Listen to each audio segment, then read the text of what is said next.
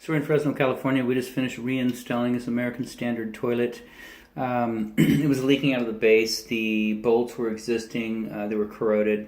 Flange in the floor is good. It's just pretty deep. This tile's built up the floor surface pretty tall.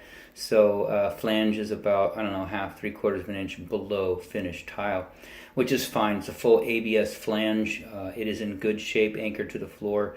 Bolts were a little short, so what we did is one side we had to cut out, the other one we lubed it up, WD-40, got it out of there, and then put some new brass bolts in. So those are good. Those are anchored to the closet flange itself. We don't like them free floating in there. We bolt them to the flange, then we bolt the bowl down to the floor.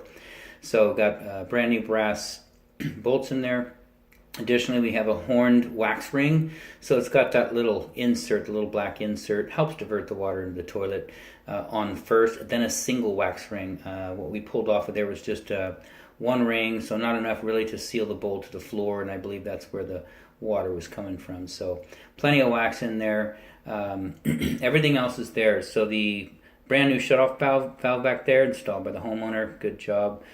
Brand new braided stainless steel supply line up to the toilet, installed by the homeowner, good job. We did, obviously we did hook it back up, so our point of connection is right here. So monitor that for any moisture at all coming out of the bottom where the chrome portion is, or up here at the tank where the rubber gasket is inside that plastic nut.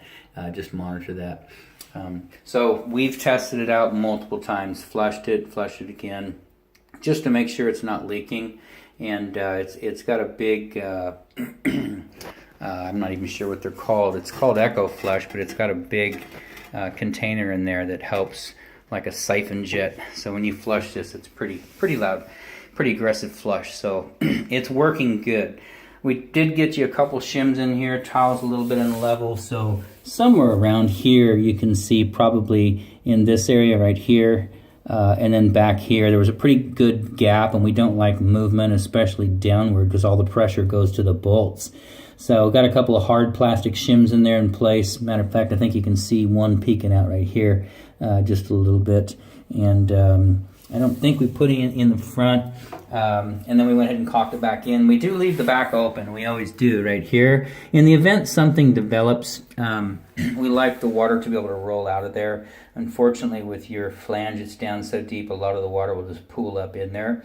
But when you leave the back open, it enables you to identify a leak quicker. Otherwise, if you caulk it, we've had these where it's been caulked in pretty tight or grouted in, and we pull it up and water just comes flooding out of there. It's been filling up this cavity right here all the way up to there, and it's just sitting in there putrefying. So anyways, as long as the flange, the wax ring is sealed correctly, that is not a problem. If you have a broken or a defective seal or not enough wax in, and for some reason it's not sealing, then you could potentially get sewer gases through there. But it's sealed. We've got 2 rings in there. We're good to go.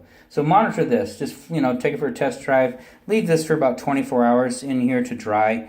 It is a water-based caulking, so if you come in here and sweep, you'll get debris into the caulking. If you come in here and mop, you'll wash that out. No big deal. I mean, since you own the home and there's no inspection, you don't need the caulking, but we caulk it back in anyways. So everything's been tested. Everything looks good. Outside of that, this installation is done.